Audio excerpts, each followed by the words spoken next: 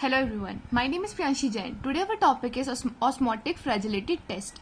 इस टेस्ट को क्यों कराया जाता है? ये टेस्ट कराया जाता है, एक डिजीज होती है हेरिडिटरी स्फेरोसाइटोसिस नाम की.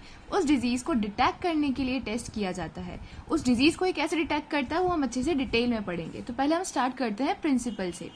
The principle of this test is red blood cell membrane allow the water to pass through them. This is known as osmosis. इसका मतलब ये है कि जो हमारी RBCs होती हैं, जो रेड ब्लड सेल की मेम्ब्रेन होती है, ये परमिशन देती है कि वाटर जो है वो इसके अंदर मूव इन भी कर सके और मूव आउट भी कर सके. मतलब पानी अंदर भी आ सके और पानी बाहर भी जा सके. इस मैकेनिज्म को हम बोलते हैं ऑस्मोसिस. डिपेंड करता है कि क्या कॉन्सेंट्रेशन है वाटर का. अभी हम उसको डिटेल में देखेंगे. If the RBCs are placed in hypertonic solution of NaCl, then the water now move outside the cells and RBCs get shrink due to exosmosis.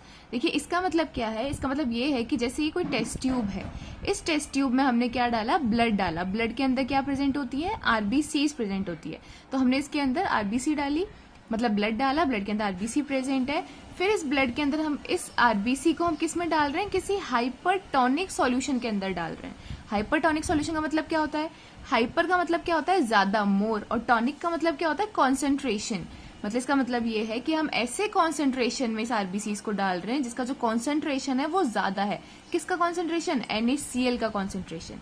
इसका मतलब ये है कि आरबीसी के अंदर NaCl का कॉन्सेंट्रेशन तो कम है और बाहर जो सॉल्यूशन है वो क्या है? एक हाइपरटोनिक सॉल्यूशन है जिसके अंदर NaCl का जो कॉन्सेंट्रेशन है वो ज्यादा है. राइट? आरबीसी में NaCl का कॉन्सेंट्रेशन कम है और बाहर वाले सॉल्यूशन में NaCl का कॉन्सेंट्रेशन ज्यादा है. क्यों ज्यादा है? क्योंकि ये एक हाइपरटोनिक सॉल्यूशन है. अब क्या होगा? हमें पता है कि अगर कहीं पानी ज्यादा होता है तो वो किसकी तरफ मूव करता है? जहां पानी कम होता है. अब देखिए क्या होगा कि ये जो सॉल्यूशन है वो क्या है? कॉन्सेंट्रेटेड है. ये कॉन्सेंट्रेटेड क्या होने की कोशिश करेगा? डाइल्यूट होने की कोशिश करेगा. तभी तो दोनों चीज बराबर होंगी. ये कॉन्सेंट्रेटेड सॉल्यूशन क्या होने की कोशिश करेगा? डाइल्यूट होने की कोशिश करेगा. और हमें पता है कि अगर हमें किसी चीज को डाइल्यूट करना होता है तो वहां पे क्या ऐड किया जाता है? वाटर ऐड होता है. मतलब अगर इस हाइपरटोनिक सॉल्यूशन में पानी को अगर हम ऐड कर दें तो इसकी कॉन्सेंट्रेशन गिर जाएगी. जैसे वो एग्जांपल, हमने एक पानी गिलास में वाटर लिया, उसके अंदर में शुगर को मिक्स किया. वो शुगर में हमने 3 चम्मच शुगर डाल दी थोड़े से पानी के अंदर और वो क्या हो गया? गाढ़ा, एकदम चाशनी बन गई, एकदम गाढ़ी. ठीक है? उस चाशनी की कॉन्सेंट्रेशन को या फिर शुगर की मिठास को आपको कम करना है तो आप क्या करोगे? उसके अंदर पानी को ऐड करते जाओगे.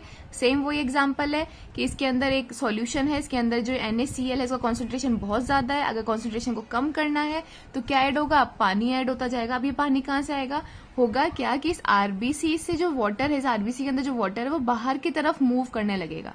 इस हाइपरटोनिक सॉल्यूशन के अंदर ऐड होने लगेगा. ये एक हाइपरटोनिक सॉल्यूशन है, यहाँ से पानी बाहर निकलेगा और इस वाले हाइपरटोनिक सॉल्यूशन में ऐड हो जाएगा. कब तक ऐड होता रहेगा? जब तक इसके अंदर और इसके अंदर कॉन्सेंट्रेशन क्या नहीं हो जाता? NaCl का इक्वल नहीं हो जाता. अब NaCl तो मूव कर नहीं सकता.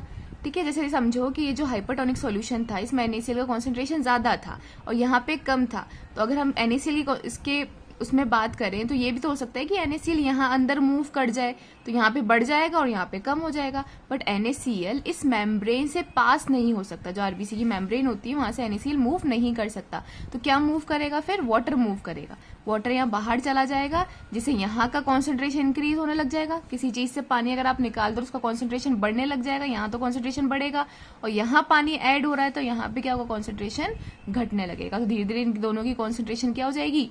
इक्वल हो जाएगी. इन दोनों के अंदर जो NaCl की कॉन्सेंट्रेशन है वो. ठीक है? अब देखिए यहाँ से अगर वाटर बाहर निकलेगा तो उससे क्या होगा? आरबीसी से वाटर बाहर निकलता जा रहा है तो आरबीसी क्या हो जाती है? श्रिंक होती जाएंगी, सिकुड़ती जाएगी क्योंकि पानी इसमें से निकल रहा है और छोटी होती जाएगी वो. तो इसमें जो रिजल्ट होगा वो क्या होगा कि आरबीसी श्रिंक हो जाएंगी, सिकुड़ जाएंगी. इस टाइप की ऑस्मोसिस को कहा जाता है एक्सोऑस्मोसिस. एक्सोऑस्मोसिस क्यों? क्योंकि पानी आरबीसी से बाहर निकल रहा है. एक्सो का मतलब होता है बाहर निकलना, ऑस्मोसिस मतलब क्योंकि वाटर मूवमेंट हो रही है. फर्स्ट हमें प्रिंसिपल क्लियर हुआ. सेकंड क्या है? इसी का अपोजिट है. If the RBCs are placed in hypotonic solution of NaCl then the water move inside the RBC cells and RBC get swelled. इसका मतलब क्या है कि वही हमने इसमें आरबीसी डाली, कौन से सॉल्यूशन में डाली? एक हाइपोटोनिक सॉल्यूशन के अंदर। हाइपो का मतलब होता है कम, लेस, और टॉनिक का मतलब होता है कॉन्सेंट्रेशन। किसका लेस कॉन्सेंट्रेशन है? NaCl का। इसका मतलब जो ये आरबीसीज हैं, इस वाले केस में जिस सॉल्यूशन के अंदर ये रखी गई है उस सॉल्यूशन का कॉन्सेंट्रेशन क्या है? हाइपोटोनिक है। मतलब इसके अंदर ये बाहर वाला जो सॉल्यूशन है इसमें NaCl का कॉन्सेंट्रेशन कम है और इस आरबीसी में कॉन्सेंट्रेशन ज्यादा है। अब क्या होगा?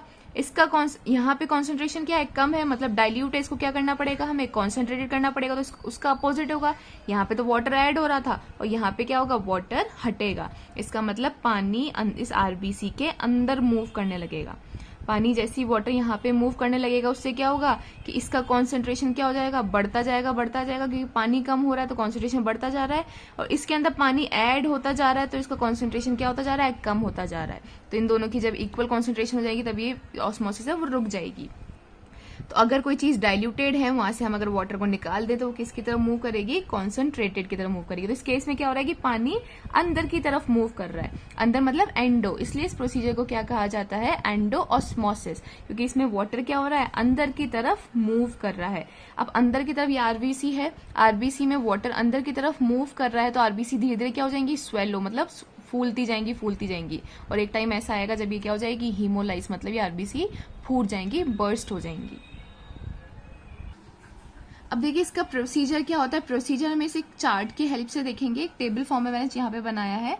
इसमें देखिए 12 टेस्ट ट्यूब ली जाती है। यहाँ पे हमने टेस्ट ट्यूब नंबर लिख दिया है कि 1 2 3 4 से कहाँ तक है? 12 तक है। नेक्स्ट में हमने लिखा है कि इसके अंदर 1% बफर सेलाइन सॉल्यूशन मिलाया जाता है, वही NaCl है ये।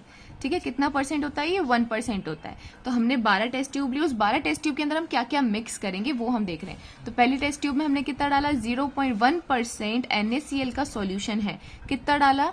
0.50 ml डाला हमने, मतलब 0.50 ml हमने फर्स्ट टेस्ट ट्यूब में डाला। और उस फर्स्ट टेस्ट ट्यूब में हमने डिस्टिल वाटर कितना डाला? 4.5 ml डाल दिया। इन दोनों को मिक्स करने से जो हमारे पास परसेंटेज आई कॉन्सेंट्रेशन की, वो कितनी आई? 0.10%। ठीक है, ऐसी जो जो 12 टेस्ट ट्यूब्स हैं उनकी सब मैंने यहाँ पे लिखी हुई है टेबल के अंदर कि कितना हम 1% बफर सेलाइन सॉल्यूशन डालेंगे, कितना ml, और कितना ml हम ये डालेंगे, और इन दोनों को मिक्स करने के बाद कितना परसेंटेज का मतलब किस परसेंट का सॉल्यूशन हमारे पास मिलेगा। तो इन 12 टेस्ट ट्यूब के अंदर हमें 0.10, 0.20, 30, 35, 0.40, 0.45, 0.50, 55, 0.60, 0.65, 0.17, 0.80 तक हमारे पास क्या आ गए? इस कॉन्सेंट्रेशन के सॉल्यूशन आ गए। अब इसका मतलब क्या है? इसका क्लिनिकल सिग्निफिकेंस क्या है कि क्या यूज है इन 12 टेस्ट ट्यूब का, हम कैसे इसको करते हैं। तो पहले प्रोसीजर में तो आपने ये सारी क्या कर ली? मिक्स, मतलब ऐसे मिक्स करके इस परसेंटेज के कॉन्सेंट्रेशन को, सॉल्यूशन को बना लिया। उसके बाद हम क्या करेंगे? इसके अंदर हम 20 माइक्रोलीटर जो ब्लड सैंपल आया है, मतलब 12 टेस्ट ट्यूब आपने सामने जमा ली, ये सब ऐड करके इस कॉन्सेंट्रेशन का सॉल्यूशन बन गया। उन 12 टेस्ट ट्यूब के अंदर हम 20-20 माइक्रोलीटर जो हमारा पेशेंट का सैंपल आया है उसको हम क्या कर देंगे? ऐड कर देंगे। फिर हम क्या देखेंगे? 30 मिनट्स तक हम वेट करेंगे, 30 मिनट उसको ऐसे ही रहने देंगे। उसके बाद हम देखेंगे कि किस टेस्ट ट्यूब के अंदर हीमोलाइसिस शो हो रही है। हीमोलाइसिस मतलब किसके अंदर आरबीसीज जो है वो बर्स्ट हो गई हैं। ठीक है, देखिए अब क्या होगा इसका क्लिनिकल सिग्निफिकेंस। देखिए in condition such as congenital spherocytosis the red cells are start to haemolyse at 0.55 of NaCl। इसका मतलब क्या होता है? एक डिजीज होती है कंजेंशियल स्फेरोसाइटोसिस। कंजेंशियल मतलब जो आपको बाय बर्थ है, आपको जन्म से कोई बीमारी है। कौन सी बीमारी? स्फेरोसाइटोसिस। स्फेरोसाइटोसिस मतलब होता है कि जो हमारी आरबीसीज होती हैं वो नॉर्मली किस शेप की होती हैं? बाय कॉनकेव शेप की होती हैं। बट वो लोग जिन्हें ये बीमारी होती है कंजेंशियल स्फेरोसाइटोसिस, उनके अंदर जो आरबीसीज की शेप होती है वो क्या होती है? स्फेरिकल होती है, गोल होती है। इसलिए इसका नाम क्या पड़ा है? स्फेरोसाइटोसिस। साइटोसिस मतलब सेल्स और स्फेरो मतलब स्फेरिकल, गोल इनकी आरबीसीज होती है। गोल आरबीसीज अगर किसी पेशेंट की है तो आपको जो हीमोलाइसिस है, मतलब वो जो हाइपोटोनिक सॉल्यूशन था उसमें जो एंडोऑस्मोसिस हो रही थी उसकी वजह से हीमोलाइसिस हो रही थी, वो हीमोलाइसिस आपको कौन से परसेंट पे नजर आएगी? 0.55 पे। मतलब कौन सी टेस्ट ट्यूब पे? 0.55 कहाँ है? 8th नंबर की टेस्ट ट्यूब पे। तो 8th नंबर की टेस्ट ट्यूब पे आपको क्या नजर आएगा? हीमोलाइसिस नजर आएगा। कौन सी कंडीशन के अंदर? कंजेंशियल स्फेरोसाइटोसिस के अंदर। अगर आपको इस कॉन्सेंट्रेशन पे हीमोलाइसिस नजर आ जाए तो आप ये डिटेक्ट कर सकते हो कि इस पर्सन को कंजेंशियल स्फेरोसाइटोसिस हो सकती है। नेक्स्ट है normal RBCs start to haemolyse at 0.45% of NaCl। इसका मतलब ये है कि जो नॉर्मल आरबीसीज होती है, मतलब जो बाय कॉन्केव शेप की आरबीसीज होती है नॉर्मल पर्सन की, वो कौन से कॉन्सेंट्रेशन में हीमोलाइज होंगी? 0.45। मतलब उनकी जो हीमोलाइसिस है वो कहाँ शो हो जाएगी आपको? 6 टेस्ट ट्यूब पे शो हो जाएगी। थर्ड है thalassaemic RBC start to haemolyse at 0.3 of NaCl। इसका मतलब ये है कि जो थैलेसीमिया होता है, थैलेसीमिया ए, थैलेसीमिया बी, मतलब आरबीसीज की एक डिजीज होती है। जो थैलेसेमिक पेशेंट होते हैं जिन्हें थैलेसीमिया होता है, उनकी आरबीसीज कब हीमोलाइज होंगी? 0.3, मतलब इस वाली थर्ड टेस्ट ट्यूब पे हीमोलाइसिस शो होगी। तो थैलेसेमिक कंडीशन में थर्ड टेस्ट ट्यूब मतलब 0.30 पे आपको हीमोलाइसिस दिख जाएगी। नॉर्मल कंडीशन में 6 टेस्ट ट्यूब मतलब 0.45 पे आपको हीमोलाइसिस नजर आएंगी। और 8 टेस्ट ट्यूब मतलब अगर कंजेंशियल स्फेरोसाइटोसिस है तो आपको 8 टेस्ट ट्यूब 0.55 पे हीमोलाइसिस नजर आएंगी। अब एक बार इसका लास्ट प्रोसीजर हम देख लेते हैं। इसमें जो स्पेसिमेन है वो हेपारिन होल ब्लड सैंपल लिया जाता है, मतलब एंटीकोगुलेटेड होल ब्लड सैंपल है। हेपारिन एक एंटीकोगुलेंट है।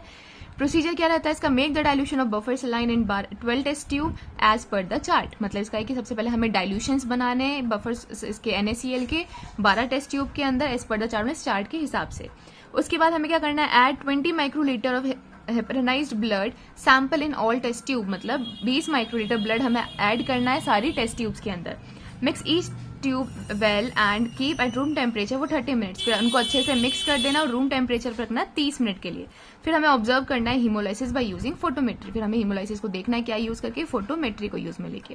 सो this is all about osmotic fragility test. Thank you so much for watching.